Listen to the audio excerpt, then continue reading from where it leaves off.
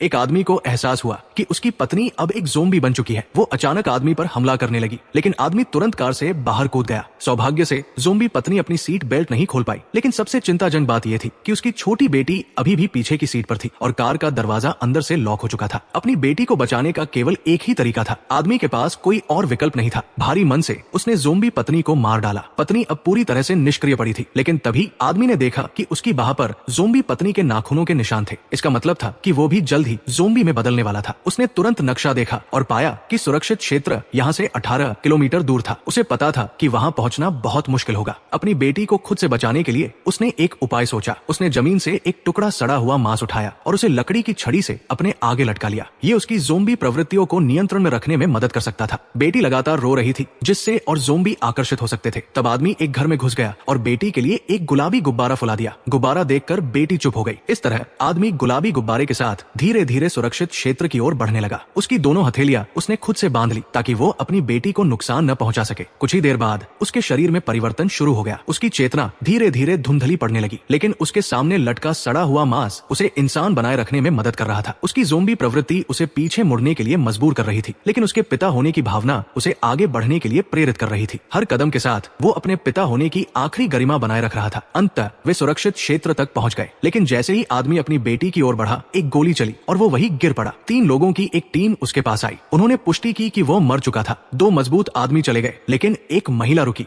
उसने आदमी के हाथ पर कुछ लिखा हुआ पाया, लेकिन शब्द मिट चुके थे। तभी उन्होंने आदमी के पीछे उसकी बेटी को देखा। बेटी की शर्ट पर कुछ लिखा था, उसका नाम और उम्र। इसके अलावा पिता ने एक संकेत छोड़ा था जो उसकी बेटी के लिए था। वो गुलाबी गुब्बारा ही था जिसने दुनिया की हर तकलीफ से उसे बचाने के लिए एक ढाल का काम किया था।